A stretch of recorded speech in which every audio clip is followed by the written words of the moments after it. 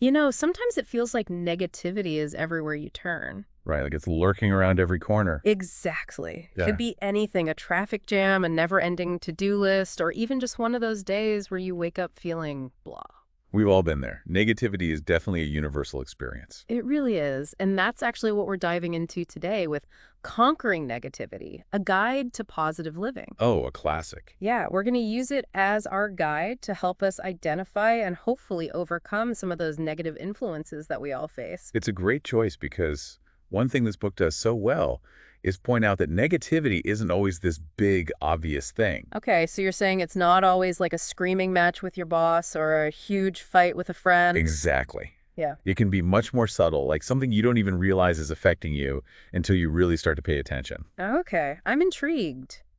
Give me an example of this sneaky negativity. Sure. Well, think about scrolling through social media and suddenly feeling envious of someone's seemingly perfect life. Oh, yeah, those vacation photos where everyone's smiling and the sunset is just ridiculously Or gorgeous. maybe it's that voice in your head that keeps telling you you're not good enough. Ugh, that inner critic is the worst. But the point is, these seemingly small things can really add up and have a big impact on our well-being. I see what you mean. It's like death by a thousand paper cuts. Hmm. Each cut might be tiny, but eventually it's going to wear you down. Exactly. And conquering negativity breaks these sources of negativity down into 5 key areas. Okay, hit me with them. We've got toxic relationships, self-doubt, negative environments, bad habits, and then the influence of media and social media. Okay, so basically all the things that make up modern life. Pretty much. All right, well, let's start unpacking these one by one. Shall we tackle toxic relationships first? It's good. I think most of us have at least one person in our lives who just seems to suck the energy out of the room. Right. It's like they bring a rain cloud with them wherever they go. Exactly. So how does the book define a toxic relationship? It emphasizes that it can involve anyone. It doesn't have to be a romantic relationship. It could be a friend, family member, coworker, even a neighbor. Oh, I see. So it's not about the label, it's about the impact they have on you. Exactly. The key identifier is that these relationships consistently leave you feeling drained, stressed, or just worse about yourself. Okay, so how can we spot a toxic person before they unleash their negativity on us? What are some red flags? Well, one of the biggest signs is constant criticism. Toxic people often put others down to make themselves feel better. It's like they get some weird satisfaction out of making other people feel bad. Unfortunately, yeah. Yeah. They might also be really good at manipulating others using guilt trips or playing the victim to get what they want. Ugh, I've definitely encountered a few of those. It's like they thrive on drama and conflict. Exactly. And it's important to note that sometimes these behaviors aren't even intentional. What do you mean? Well, they might be stemming from their own unresolved issues or insecurities. So it's like their negativity is contagious. We need to protect ourselves from catching it. That's a great way to put it. Setting boundaries is absolutely crucial when dealing with toxic people. What would that look like in practice? It could mean limiting contact with them or being assertive about your needs. If the relationship is causing you significant harm, you might even need to cut ties completely. I can imagine that's a really tough decision to make. It can be, but it's also important to remember that you deserve to be in relationships that make you feel supported and valued, not drained and depleted. So true. You can't pour from an empty cup, right? Exactly. Yeah. Okay, moving on to the second source of negativity, self-doubt. This one hits close to home for a lot of people. Oh, tell me about it. My inner critic could win an award for negativity. Right. But I think a lot of people struggle with that voice in their head that tells them they're not good enough or that they're going to fail. Absolutely. It can be so debilitating. But I'm actually curious, what's happening in their brains when we engage in this negative self-talk? Well, research has shown that it can trigger the release of stress hormones like cortisol. Oh, wow. So it's not just in our heads. Our bodies are actually physically reacting to these negative thoughts. Exactly. And this puts us into fight or flight mode, even though the perceived threat is coming from our own minds. So our bodies are basically treating our own thoughts as if they were dangerous predators. That's a good way to put it. And the more we engage in this negative self-talk, the stronger those neural pathways become. So it's like we're literally training our brains to be negative. That's kind of terrifying. It is. But the good news is we can also retrain our brains to be more positive. Okay, so there's hope. Absolutely. We'll delve into those strategies a bit later. For now, let's move on to the third source, negative environments. Okay, so this is about the actual physical places we spend our time in, right? Like a chaotic office or a messy house. Exactly. Our surroundings can have a profound impact on our mood and energy levels. Think about how you feel when you walk into a bright, airy room versus a dark, cramped one. Yeah, there's definitely a difference. A cluttered space always seems to make my mind feel cluttered too. It's like the physical clutter spills over into our mental space. But it's not just about physical environments. It's also about our online environments. Oh, right, like the constant barrage of news headlines and social media updates. Exactly. In today's digital age, our online environments are just as important as our physical ones. It's easy to forget that sometimes. It is. And spending too much time in a negative online environment can be just as draining as being in a negative physical space. Absolutely. It's like we're constantly bombarded with negativity, whether it's scary news stories or people's seemingly perfect lives on social media. Exactly. Yeah. The book actually refers to this as the curated reality of social media. Oh, I like that. It's so true. We're only seeing a carefully selected snapshot of people's lives, not the full picture. Right. And it's easy to fall into the trap of comparing ourselves to these unrealistic ideals. Which, of course, just fuels that self-doubt we were talking about earlier. Exactly. It's a vicious cycle. Yeah. So we have to be mindful of how these online environments are affecting us. Okay, so we've got toxic relationships, self-doubt, and negative environments. What's next on our negativity hit list? Bad habits. I'm guessing we're not talking about biting our nails here. Not unless your nail-biting habit is causing you significant stress and anxiety. True. So what kind of bad habits are we talking about? Well, things like procrastination, overindulging in unhealthy foods, not getting enough sleep, spending excessive amounts of time on unproductive activities. Okay, so basically all the things that feel good in the moment but end up making us feel worse in the long run. Precisely. And the book highlights how these habits contribute to our negative mental state. Give me an example. How does something like procrastination feed into negativity? Well, putting things off until the last minute can lead to feelings of stress, overwhelm, and even inadequacy. Ugh, procrastination is my nemesis. It's like a constant battle between my present self and my future self. I hear you. And it's not just procrastination. Other habits like eating junk food or not getting enough sleep can also drain our energy and contribute to negative thinking. It's interesting how these seemingly small, everyday choices can have such a big impact on our mood and outlook. It's like we're slowly poisoning ourselves with negativity without even realizing it. And the scariest part is that the more we engage in these bad habits, the harder they are to break. Exactly. It becomes a vicious cycle. And that brings us to our final source of negativity media and social media. Okay, so we kind of touched on this earlier when we were talking about negative online environments, but it sounds like there's more to unpack here. Right. It's not just about comparing ourselves to others on social media. It's also about how the media we consume shapes our perception of the world. That makes sense. What are some specific examples? Well, think about how the news often focuses on negative events. Sensationalized headlines and dramatic stories can create a sense of fear, anxiety, and even hopelessness. It's like they're trying to hook us with negativity, and it works, because bad news always seems to travel faster than good news. Sadly, that's often the case. But what's even more insidious is that the algorithms that power many social media platforms are designed to keep us engaged. What do you mean? Well, they track what we click on, what we share, what we comment on, and then they feed us more of that same type of content. Even if that content is making us feel angry or anxious. Exactly. These algorithms are incredibly sophisticated, and they've gotten very good at figuring out what keeps us scrolling. So it's like we're being manipulated into consuming negativity. In a way, I like yes. It's a very subtle form of manipulation, but it's definitely happening.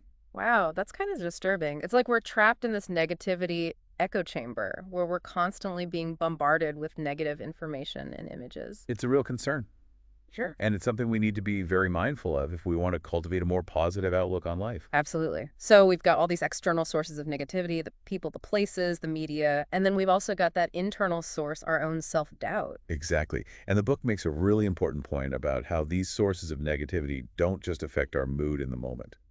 They could have a ripple effect on pretty much every area of our lives. Okay, so how does negativity impact our lives in these broader ways? Let's dive into that a little deeper. Sounds good. Let's explore how negativity affects our mental and emotional health, our self-worth, our relationships, and even our productivity. Right, negativity impacts our lives in a huge way. It affects our mental and emotional health. It impacts our relationships. It impacts our Right. productivity. Exactly. It's not just about feeling grumpy or down. Mm. It can actually have some pretty serious consequences for our overall well-being. So let's break it down, starting with mental and emotional health. How does negativity impact that? Well, think about it. When you're constantly bombarded with negative thoughts and experiences, it's going to take a toll on your mental state. Sure. It's like carrying around a heavy weight all the time. It's exhausting. Exactly. And this can manifest in a variety of ways. You might experience increased anxiety, more frequent mood swings, difficulty sleeping, even physical symptoms like headaches or digestive issues. So it's not just about our minds. Our bodies are affected too. Absolutely. Yeah. And over time, chronic negativity can actually increase your risk of developing more serious mental health conditions like depression or anxiety disorders. Wow, that's pretty serious. Yeah. So negativity isn't just something to brush off. It can have some real consequences. Exactly. And it's not just our mental health that's affected. Our self-worth takes a hit too. How so? When we're constantly surrounded by negativity or engaging in negative self-talk, it can really erode our sense of self-worth. Like we start to believe those negative things about ourselves. Exactly. And this can lead to a whole host of problems. It can make us less likely to pursue our goals, less likely to take risks, and less likely to believe in our own abilities. It's like negativity becomes a self-fulfilling prophecy. In a way, yes. Hmm, And this can also spill over into our relationships. I see that. When we're feeling negative about ourselves, it's hard to show up as our best selves in a relationship. Exactly. We might be more irritable, more withdrawn, Yeah. or more likely to lash out at those we care about. And then, of course, that just creates more negativity in the relationship. Right? It becomes a vicious cycle. And speaking of cycles, negativity can also have a major impact on our productivity. How does that work? Well, when we're feeling negative or overwhelmed, it's hard to focus and get things done. Sure, it's like our brains are stuck in a fog. Exactly. And this can lead to procrastination, missed deadlines, and a general feeling of being unproductive and ineffective. Which just adds to the negativity, creating another vicious cycle. It's a downward spiral. And the book emphasizes that breaking free from this cycle requires a conscious effort to shift our mindset and cultivate more positive habits. That makes sense. It's not just about feeling better, it's about creating a more positive and fulfilling life overall. Exactly. And that's what we're going to explore in the next part of our deep dive. Awesome. I'm already feeling more hopeful, just knowing that we have the power to change these negative patterns. Me too. It's all about taking back control and choosing to focus on the positive. Okay, so let's take a quick break and then we'll come back and dive into those strategies for conquering negativity. Sounds good. I'm excited to share some practical tips that you can start using today. Okay, so we've really dug deep into all those sources of negativity, and now I'm ready to talk about solutions. Let's shift gears and focus on those strategies the book offers for conquering negativity. What have we got? Well, the good news is that it's totally doable. And this isn't about becoming some unrealistic, super positive person who never has a bad day. It's more about building up resilience and developing those healthy coping mechanisms we all need. Yeah, I like that approach. It's about being human, not about being perfect. So, how does conquering negativity suggest we tackle this? The book lays out a really practical, multi-pronged approach that covers setting boundaries, reframing our mindset, curating our environment, practicing self-care, limiting negative media consumption, and reaching out for support when we need it. Okay, that sounds like a pretty comprehensive plan. Where should we start? Let's break these down one by one, starting with setting boundaries. We touched on this a bit earlier with toxic relationships, but how can we apply that concept to other areas of our lives? That's a great question. Setting boundaries is really about protecting your energy and well-being in every single aspect of life. It's not just about people. Right, I get that. So it's not just about saying no to that friend who always brings drama. It's also about, It could be saying no to extra commitments when you're already feeling overwhelmed at work, or even setting those clear boundaries between your work life and personal time to prevent burnout. It's all connected. so it's about being really intentional with how we spend our time and energy. Exactly. And it's so important to remember that prioritizing your own needs is not selfish. In fact, it's absolutely essential if you want to avoid letting negativity take over. It's like the oxygen mask on a plane. You got to help yourself before you can help others, you know? 100%. You can't pour from an empty cup, right? Mm. Okay, what about reframing our mindset? How does that play into this whole negativity busting plan? Reframing is all about challenging those automatic negative thoughts and consciously replacing them with ones that are more balanced and realistic. So it's like we're taking those negative thoughts to court and presenting a counter argument. Right. Exactly. Like instead of letting your inner critic run wild with, I'm going to fail, you can actively reframe it to something like, I'm going to give this my best shot. And no matter what happens, I'm going to learn from the experience. It's about flipping the script and focusing on the positive, or at least the neutral, even in challenging situations. I can see how that could be powerful. It really is. And the incredible thing is that our brains are wired to adapt. Yeah. So the more we practice reframing, the easier it becomes. It's like we're literally rewiring our brains for positivity. I love that. Okay, let's move on to curating our environment. We've talked about how negative environments can really drag us down. So, how do we go about creating spaces that support our well being? This is where we get to be a little creative. Yeah. It's all about being mindful of the spaces we inhabit, both physically and digitally. Okay, so practically speaking, what does that look like? Well, in terms of your physical space, it could be as simple as decluttering your home or adding some plants to your workspace. Just surround yourself with things that bring you joy. Yeah, it's like creating a little sanctuary where you can recharge and feel at ease.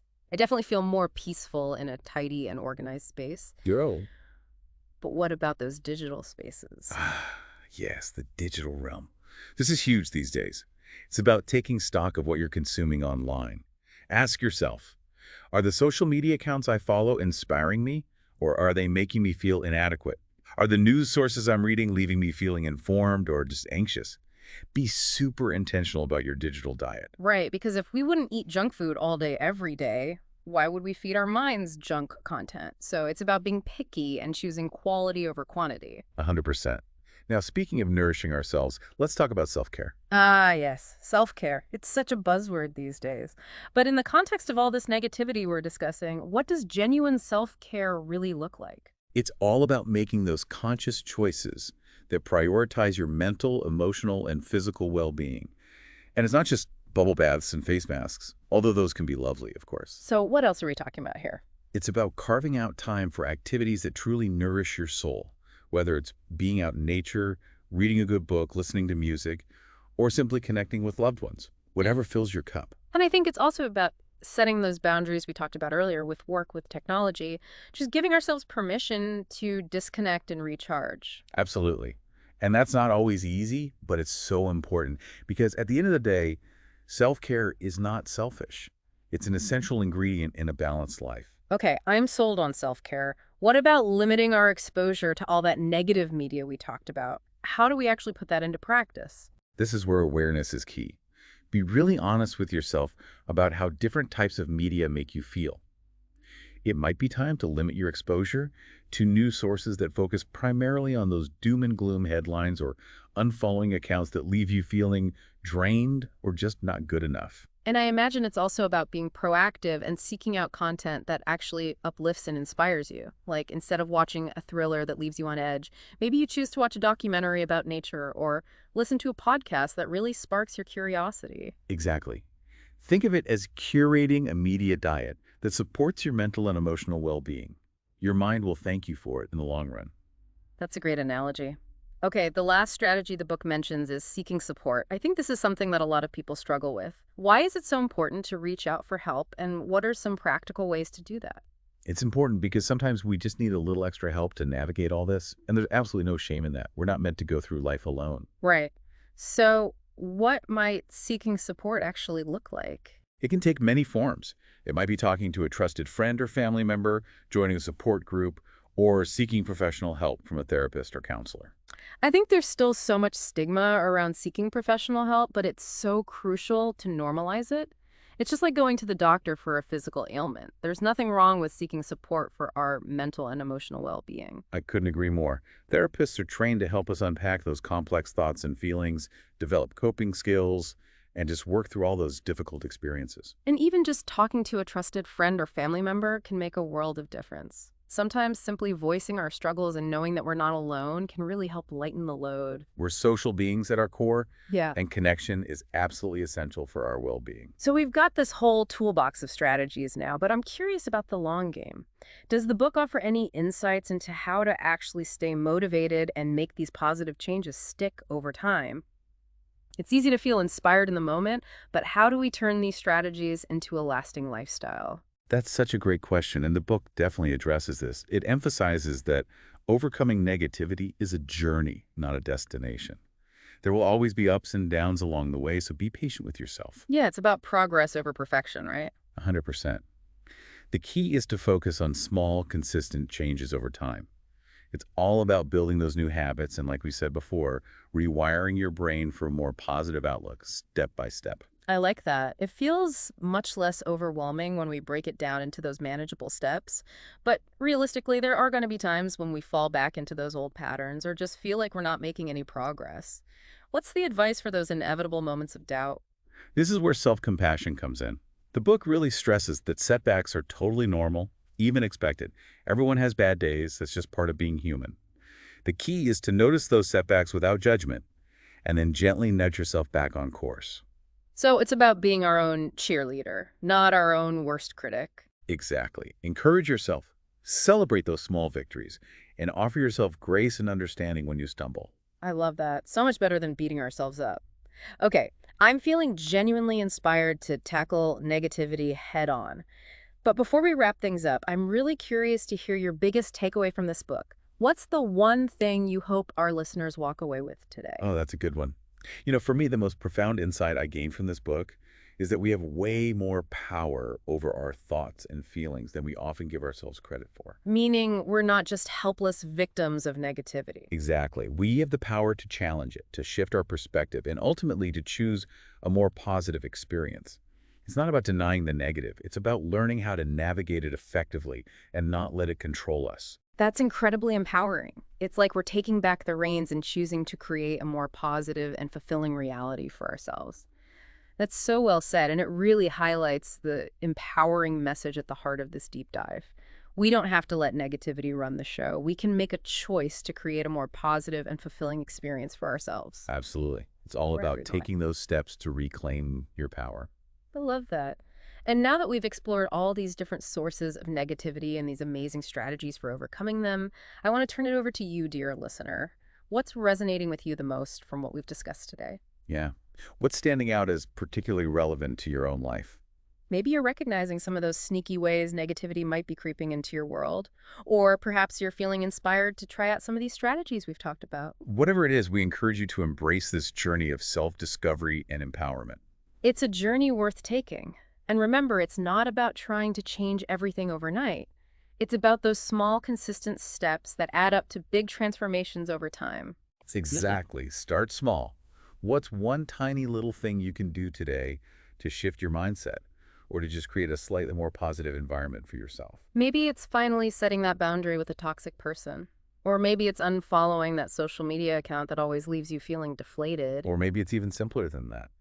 Maybe it's just taking 5 minutes to practice some gratitude or do a quick meditation to calm your mind. Those little things really can make a difference. It's about building momentum, one positive choice at a time. Absolutely.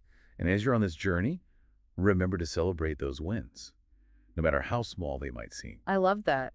Give yourself a high five for every step you take towards a more positive and fulfilling life, because those little victories totally deserve to be acknowledged. They really do. And as we wrap up our deep dive into conquering negativity, I'm going to leave you with one final question to ponder.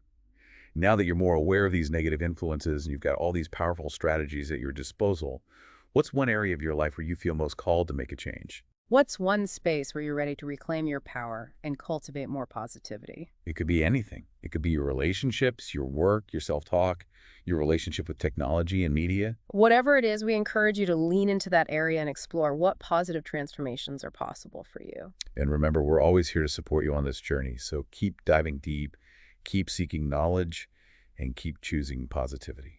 We'll be back soon with more deep dives into fascinating topics that will help you live a more empowered and fulfilling life. Until then, take care and keep those positive vibes flowing.